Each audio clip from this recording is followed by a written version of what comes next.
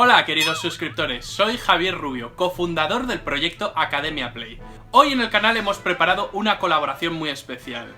Hemos llamado a Fonseca del canal VisualPolitik, que nos va a analizar una escuela de pensamiento económico que es muy influyente hoy en muchos economistas. Esta escuela de pensamiento surgió en Viena y es conocida como la escuela austríaca.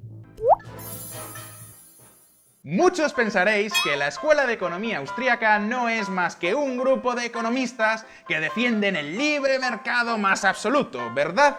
Pues no es del todo cierto. En realidad hay muchos otros economistas, como por ejemplo Milton Friedman o Alan Greenspan, que siendo también muy liberales, están totalmente en contra de los principios que propone la escuela austríaca. Así que la pregunta es: ¿en qué se diferencia la escuela austríaca de otras escuelas económicas, sean estas liberales o no? Hoy vamos a responder a esta pregunta, pero antes vamos a responder a otra pregunta aún más importante. Porque, mis queridos amigos de Academia Play, la gran duda de la economía es: ¿realmente podemos fiarnos de los economistas?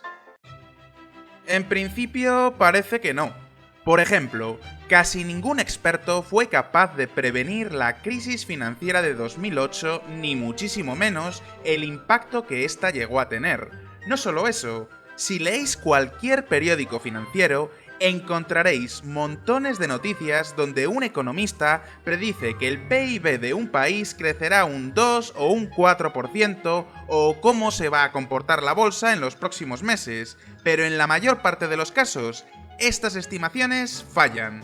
Para que os hagáis una idea, en el año 2008, un economista del Fondo Monetario Internacional, Prakash Loungani, estudió el trabajo de sus colegas. Descubrió que muchas de estas grandes instituciones económicas, tanto las públicas como las privadas, terminan haciendo las mismas estimaciones, y que solo aciertan en un 10% de las ocasiones.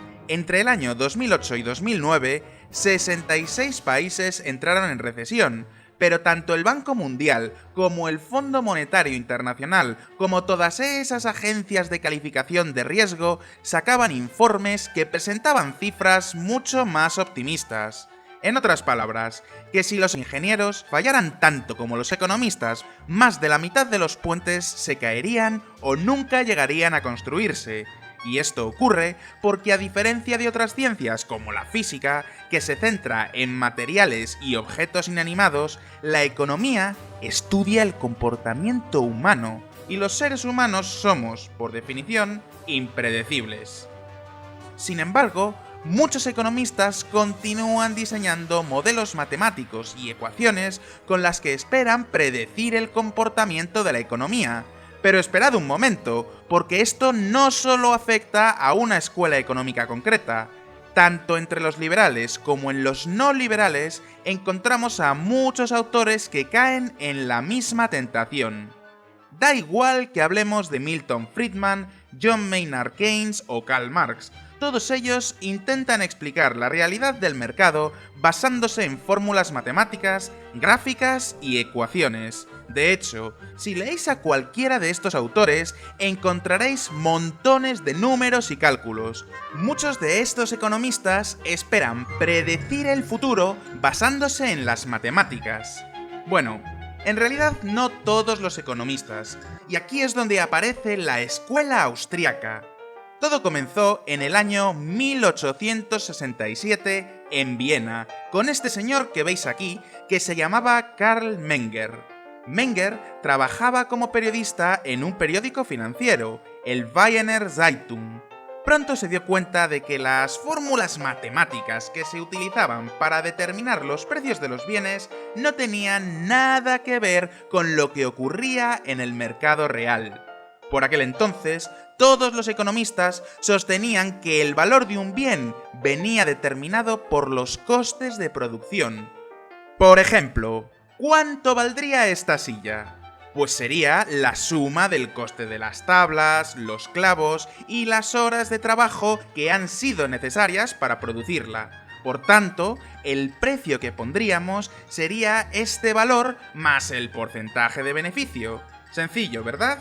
Lo cierto es que esta fórmula no funciona. En realidad, el valor de las cosas depende de la valoración subjetiva que hacen aquellos que la van a comprar. A mí no me gusta la música de Justin Bieber y no estaría dispuesto a pagar nada por una entrada para su concierto. Sin embargo, para uno de sus fans, esa entrada tiene un valor incalculable. El valor no solo es subjetivo, sino que además depende de infinitas circunstancias. Un buen ejemplo serían los viajes en avión. Durante el mes de agosto, la mayor parte del mundo está de vacaciones y quiere marcharse a Punta Cana. El valor que le damos a ese vuelo es mucho mayor que si fuera en el mes de febrero, cuando tenemos que ir a trabajar. Sin embargo, para la aerolínea, los costes de producción son exactamente iguales. Tanto la gasolina como las tasas, como el sueldo de los pilotos y azafatas es exactamente el mismo. Sin embargo, el valor de los vuelos cambia con el tiempo. Dicho de otra forma, Carl Menger descubrió que el valor de un bien no depende de su coste ni del trabajo necesario para producirlo, sino de la valoración subjetiva que hacemos del mismo. Y que esta valoración depende de infinitos factores que no se pueden controlar con fórmulas matemáticas. Así es como en el año 1871 enunció su teoría subjetiva del valor. Si leéis su Tratado de Economía Política, os llamará la atención un detalle. No hay ninguna fórmula matemática, ni funciones, ni siquiera gráficas. Para Menger, la economía es un estudio de humanidades y por eso su metodología se basa en procesos lógicos y deductivos. Así es como surge el primer pilar de la llamada Escuela Austríaca de Economía. Y ahora os preguntaréis, ¿todo esto qué tiene que ver con el libre mercado? Ahora mismo lo vamos a ver. Imaginad un país socialista, cuya economía está planificada. Para que este sistema funcione, el Estado necesita conocer el valor de los bienes para poder planificar. Vamos a volver al ejemplo de los viajes en avión. Para poder dar un buen servicio a los ciudadanos, la compañía estatal de aviones debería tener en cuenta que en agosto hay mucha más gente que quiere viajar a Punta Cana que en el mes de febrero. De esta forma, podrían organizar más vuelos en época estival y nadie tendría que renunciar a sus vacaciones en la playa. Sin embargo, hay un problema. ¿Recordáis que os decía que el valor de los bienes es subjetivo y depende de infinitos factores? Pues bien, imaginad que Justin Bieber da un concierto en Punta Cana en el mes de febrero. De repente, todos los fans del cantante canadiense querrían viajar en esta época del año, aunque solo fuera para un fin de semana. Pero, ¿cómo podemos prever que un concierto puede ser tan importante en la valoración de un vuelo de avión? Pues en realidad no podemos, tal cual como lo oís. Cualquier pequeño acontecimiento, por pequeño que sea, puede tener consecuencias imprevistas en la demanda. Por eso decimos que el mercado es un proceso dinámico, en constante movimiento.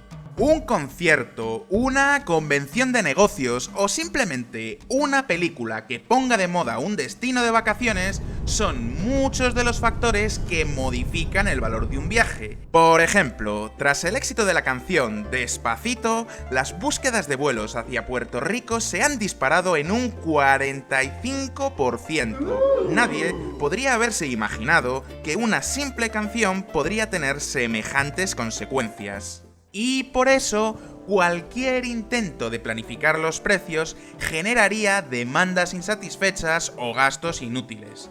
Para los economistas austríacos, la sociedad es una red infinita de interacciones que son imprevisibles y cuyos efectos son incalculables. Es un orden espontáneo que no se puede controlar. ¿Quién podría decirnos hace 20 años que un par de chicos reunidos en su garaje iban a revolucionar el mundo de las telecomunicaciones? ¿Quién puede imaginar el impacto que tendría el coche eléctrico? ¿Quién podría decirnos que la canción Despacito iba a poner de moda a Puerto Rico como destino turístico? Ni siquiera con el mejor superordenador podríamos analizar toda esta información. Pero sin embargo, todos estos hechos tienen unas consecuencias cruciales para determinar el valor de los bienes. Por eso, según la teoría austríaca, cualquier intento de planificar la economía por parte del Estado o de una gran corporación está llamado a fracasar. Pero entonces, ¿por qué las empresas sí pueden satisfacer esas demandas de bienes y servicios? ¿Qué tienen las empresas que no tenga el Estado? La respuesta es que se centran en asuntos mucho más concretos. Nadie podría predecir que un concierto de Justin Bieber tendría tanta influencia en la valoración de los vuelos, pero en un mercado libre puede surgir una emprendedora que se dé cuenta de esa demanda y quiera satisfacerla. Esta empresaria no necesita saber nada sobre el resto de mercados. Se especializa en conocer la agenda de Justin Bieber y en organizar viajes para sus fans. Nada más. Al tener un nicho de mercado tan concreto, puede analizar mejor la información y ofrecer un servicio satisfactorio para los ciudadanos. Como veis, para los economistas austríacos, lo más importante no son los recursos, sino las acciones. Y eso explica que uno de los máximos exponentes de esta escuela, Ludwig von Mises, titulara a su obra más famosa La acción humana. Según Mises, la economía es el estudio del comportamiento y las acciones humanas. Por eso, él prefiere llamar a su ciencia con el nombre de praxeología, que viene del latín praxis, es decir, acción. Pero esperad un momento porque ya sé lo que estáis pensando, que a día de hoy apenas quedan gobiernos socialistas que fijen los precios de los bienes en el mercado. A fin de cuentas, podríamos decir que vivimos en un sistema capitalista, ¿verdad? ¿Significa eso que los gobiernos de hoy en día se rigen bajo los principios y postulados de la escuela austríaca? Nada de eso. Ahora mismo lo vamos a ver. Aunque los gobiernos actuales no controlen directamente los precios, tienen un mecanismo muy poderoso para controlar la economía: los tipos de interés. Los bancos centrales se encargan de imprimir el dinero que utilizamos y prestárselo a los bancos a un interés determinado. Por otra parte, los bancos son los encargados de prestar dinero a los ciudadanos para que puedan empezar negocios o comprar casas. Por eso, cuando un Estado quiere reactivar la economía, baja los tipos de interés. Estoy seguro de que lo habréis escuchado 1000 veces en las noticias. La Reserva Federal reduce los tipos al 1%, o el Banco Central Europeo dará una inyección de liquidez a los bancos. Todo esto significa que los estados están bajando el precio del dinero para que los bancos lo puedan prestar más fácilmente. Eso significa que mucha más gente puede comprar casas o empezar negocios. La economía crece como si la hubiéramos chutado con esteroides. Suena fantástico, ¿verdad? Bueno, no tan rápido. Otro conocido economista austriaco, Friedrich Hayek, publicó en 1929 un libro titulado La teoría monetaria y el ciclo económico. En este libro explica que estos momentos donde los bancos prestan tanto dinero son las llamadas burbujas. Como los ciudadanos tienen dinero prestado, pueden invertir y consumir al mismo tiempo. La economía crece, la sociedad es mucho más optimista y tanto las empresas como los estados gastan mucho más sin medir los riesgos. Los que veáis este vídeo desde España sabéis de lo que hablo. ¿Os acordáis de la burbuja inmobiliaria? Todos comprábamos casas, se construían aeropuertos, palacios de congresos y hasta estadios de Fórmula 1. Pero la alegría dura poco, porque pasada esta época de vacas gordas, llega el momento en el que tenemos que devolver la deuda. De repente, los ciudadanos tenemos que apretarnos el cinturón, tenemos que restringir el consumo para devolver los préstamos, y con las empresas y los gobiernos ocurre lo mismo. Y por si esto fuera poco, descubrimos que muchas de esas inversiones que hicimos en la época de la burbuja eran un mero despilfarro. A estos momentos se les conoce como el estallido de la burbuja. Según Hayek, este modelo económico es maníaco depresivo y evita que surjan empresas verdaderamente eficientes. Dicho de otra forma, si basamos nuestra economía en ciclos de subida y bajada, mucha gente evitará hacer inversiones inteligentes porque ¿qué sentido tiene si dentro de unos años la economía se va a desplomar? Pero entonces, ¿cuál es la solución que propone Hayek? Pues evitar a toda costa que los estados puedan chutar con esteroides la economía. Así, nos evitaríamos estos ciclos de burbuja estallido. Mejor aún, que desaparezcan los bancos centrales. Según Hayek, el sistema ideal sería aquel donde la divisa no se puede modificar, sino que está sujeta a un patrón estable como el oro. Si el dinero que utilizamos tuviera una equivalencia directa y cerrada en este metal, los gobiernos no podrían imprimir billetes ni bajar los tipos de interés con los que prestan el dinero a los bancos. Habría una cantidad fija de dinero. En este esquema desaparecerían las burbujas, pero también desaparecerían los pinchazos. La economía sería estable y dependería únicamente de todas estas interacciones entre individuos, es decir, del orden espontáneo. Pero esperad un momento, porque no todo es tan bonito. Muchos economistas critican a la escuela austriaca porque su metodología es demasiado cerrada. Al rechazar las matemáticas, es muy difícil que un austriaco y un no austriaco puedan trabajar juntos. Hablan distintos lenguajes, y eso lleva a que muchos de estos economistas se aíslen del resto de la población y no asuman sus propios errores. Aunque, por supuesto, también hay otras tendencias dentro de la escuela austríaca que aceptan un pequeño grado de cálculo económico. Hablamos de autores como Peter Boetke, Roger Garrison o el mismo Friedrich Hayek. Y esto es, en esencia, lo que propone la Escuela de Economía Austríaca.